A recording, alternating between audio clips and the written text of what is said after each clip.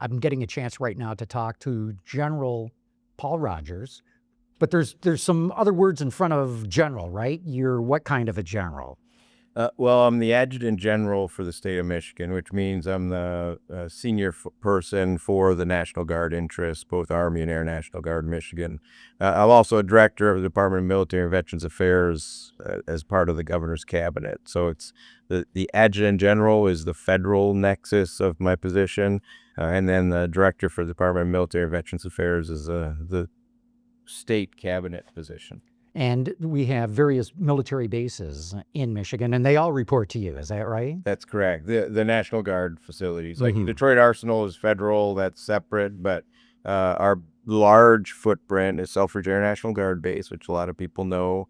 It's the Battle Creek Air National Guard Base. It's Fort Custer, also in Battle Creek. Then we have the Alpena Combat Readiness Training Center up in Alpena and the northern Lower Peninsula. And then in the middle of the Lower Peninsula is Camp Grayling, which is where we're at right now. That's where we are right now. So talk a little bit about Camp Grayling, because I've known about it since I was a kid, but now we've had a chance to come up and visit up here, and man, is this place big.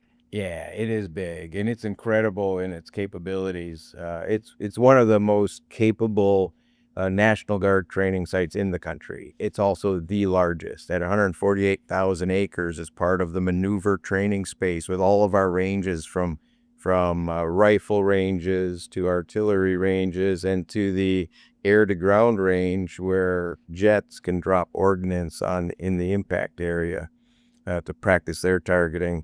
It is, again, the largest in the country. And then through a permitting process with the DNR, we're surrounded by a bunch of state and federal lands. We have access to another 52,000 acres for that low impact training that we need, where we can jam weapon systems, and we can do satellite communication. And when you say jam, it's not like the chambers jamming. You're talking about electronic jamming. Electronic jamming and disrupting the operation through electronic means. So we want to do that as far away from where we're dropping live bombs.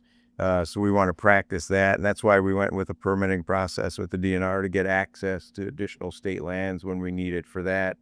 So we can do them simultaneously. And you also have some area that goes out into Lake Huron.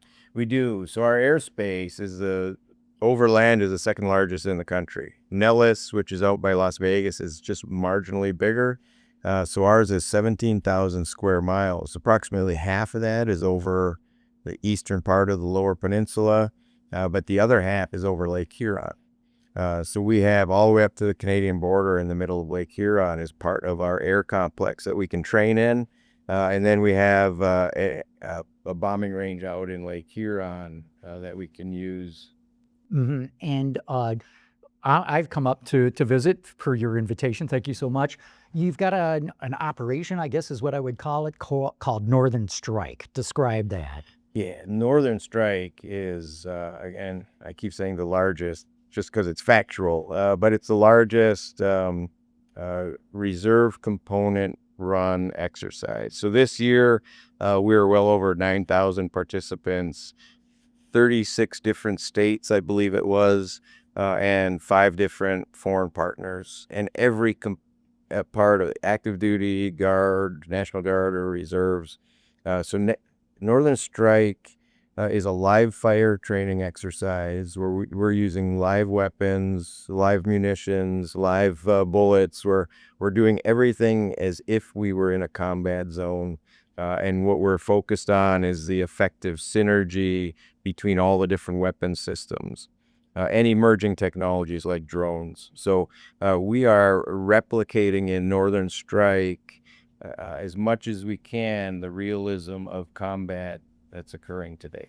And I got to believe you want to make sure all these different units from all these different states and foreign countries are able to communicate together, are able to effectively be able to do any kind of combat situation. You're right. This is a unique opportunity. So it's easy for a service like the Army to have a big exercise that involves only the Army. Nothing's ever easy, but it's much easier because you don't have that interoperability challenge. Here, the interoperability challenge is inherent in what we're doing because of the diversity of the audience that's here. So it challenges us in our processes, but also in our technologies, our communication systems, our weapons. We all talk a little bit different. In fact, kind of a funny story maybe, we had a company develop a language app so that when an Army individual is speaking into the app to an Air Force pilot, it translates the Army acronyms and language into Air Force or just two Americans speaking English, but They need an app to we communicate. use slightly different terms that mean slightly different things. So, again, that practice and the realistic training helps us work through those natural friction points. And then, of course, bringing industry in to offer technology solutions to optimize our performance and effectiveness and ultimately lethality and survivability is critical. And that's what Northern Strike, it's this mixing bowl of a very dynamic training audience with a lot of technologies bringing solutions in that we can then integrate into the training. Yeah, I was able to go out and look at the different displays of the companies that you've allowed to come in here. It's all focused on pretty much on drones right now, or autonomous vehicles as well. There's a lot that is naturally with everything going on in the world and the focus, both for commercial and military, and drones, and the effectiveness of those drones over in conflict, in combat operations, the counter drone technologies. That's where there's a lot of focus and energy right now. But when you look at the breadth of the technologies that are brought in from companies, it's pretty extensive, and it's down to medical technologies. We have mortuary affairs units that come here and practice how to collect and properly treat the remains, and then we have medical units that are doing triage and looking at new technologies and drone technologies that will actually help them triage on a battlefield with multiple casualties, which ones need immediate care, which ones, unfortunately have expired, or which ones are stable enough that they can wait, so they can get the medical personnel to the most immediate person. And again, they're leveraging drone technology for that and standoff sensing to collect vitals from the exposed skin of the wounded member. So there's all kinds of different applications that will ultimately, I believe, also transfer over into the civilian applications. If you can think of a large natural disaster and you have many people injured out there, to be able to use drone technology from a medical purpose to get to the people who need the support the quickest. So there's a lot of synergy with what we do during natural disasters. I'm intrigued of you bringing private industry in to show their latest technology. Is that something new? Because one of the things I'm picking up with my visit here is a desire on the part of the military to pick up the speed, to be able to procure the kind of weapon systems that they want, move a lot faster. So is that why you've brought them in, and is this a new thing? It's not new for us. With my civilian background, before the governor asked me to do this job, I ran the Army's Research Center down. It used to be called TARDEC, the Tank Automotive Research Development and Engineering Center. It's now called the Ground Vehicle Support Center. But that experience really emphasized to me the necessary interaction with academia, industry, especially like startup companies, but also well-established companies, with government engineers and with the military, to really get after effective solutions. And if you really go back to 1947 and the commission that was chaired by the auto industry right after World War II, that commission recommended and encouraged the Army to establish the research center in Warren, Michigan, because they saw the critical need to have industry very close to the military so that they could understand the needs of the military and really adapt automotive technologies for military purposes. There's a commission report that that is the sole purpose for the existence in Detroit, is for that connection. So when you move forward now to today, that is still imperative for us to be successful. And maybe over the decades and the success of the auto industry and other markets and applications, I think there's been a time where we have diverged. Drifted apart is the way I would describe it. Yeah. And now there's a critical need for us to come back together. I don't know that you can do that anywhere but Michigan. Because we've got the manufacturing, the engineering. We have the manufacturing, we have the engineering, we have the supply chain management. We have everything that the Department of War needs. I think what we need to do in Michigan is come together, all aspects of our community, and figure out, how do we leverage one another? How do we help the other person in Michigan be successful? Whether the other person is a supply chain person, if it's a small manufacturer, if it's a software development company, there's a critical need for us to coalesce around a common purpose. And so the basic message is, my audience is automotive. There's opportunity for people in the auto industry. There's significant, and especially because we have that manufacturing, and we know how to take a concept to a launch. And I know we could do it much faster than the timelines we're seeing today. And when you look at the manufacturing capacity dedicated for purely military applications, I think it's incumbent on all of us to not just allow those silos to exist and move on their natural way, but to actually break those silos down and figure out, how do we work through the legal relationships? How do we work through the intellectual property rights and the patents and all of that, to come together to figure out, instead of a company that has this great military solution worrying about their vertical and how they're going to manufacture it, get in partnership with somebody who is an expert in manufacturing things at scales the military never even thinks about. And that's, in my past career, when I've seen an auto company, and I won't pick names, right? That's okay. Yeah. An auto company was very interested in a vehicle program that was going to produce 50,000 vehicles for both the Army and Marine Corps. And they came in with a proposal for that joint program office, that they would build what was necessary. And of course, the military is very interested. You got this very large auto manufacturer interested in doing a ground vehicle for the military. So they're very excited. But then they told the auto manufacturer, okay, well, we'll need 2 this year so we can test and evaluate your vehicle, and then we'll need 6 about 18 months later, and then you'll need to demonstrate like 100 after. Generalizing the numbers, but they laid out this like 6-year process before they would have large scale production.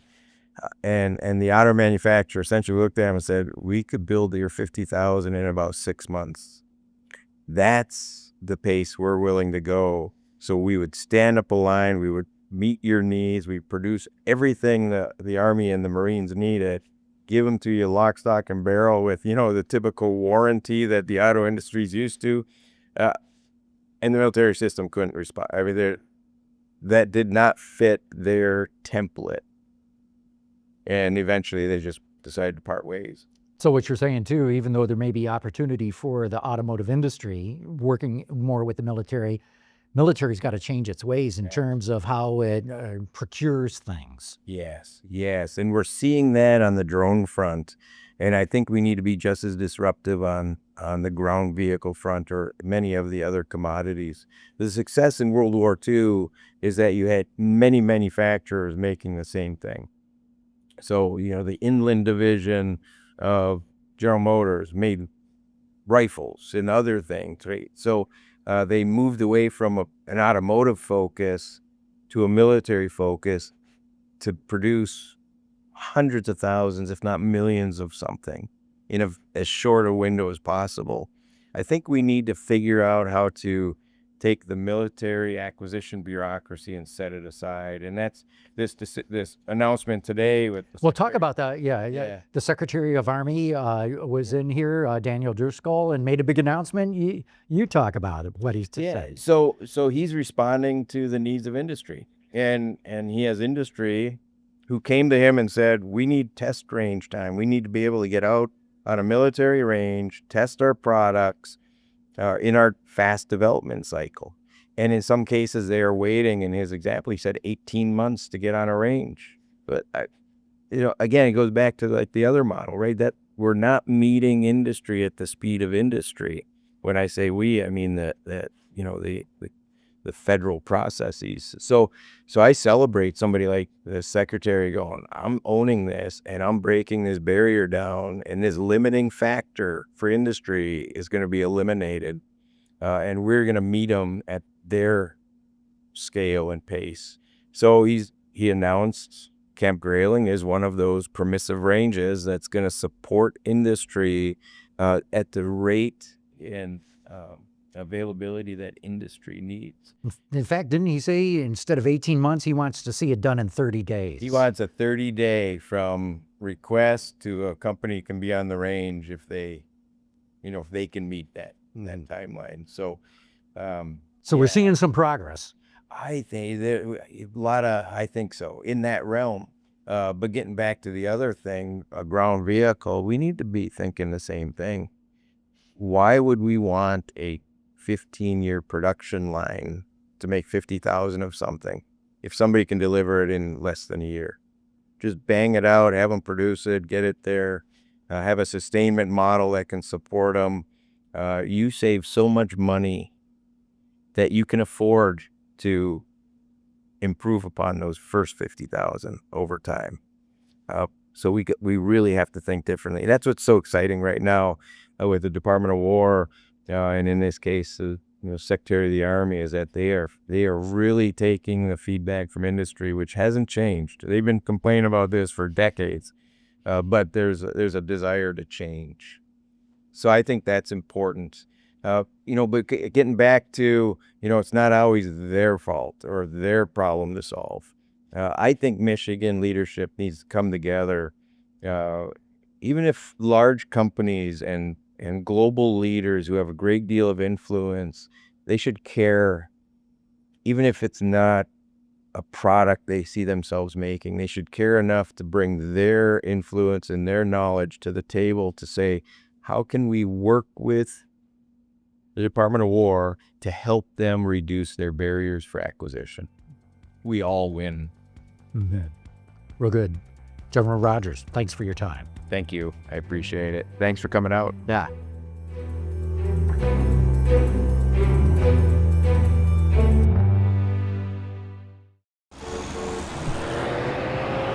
Making a life full of memories, one road trip at a time. That's what really matters.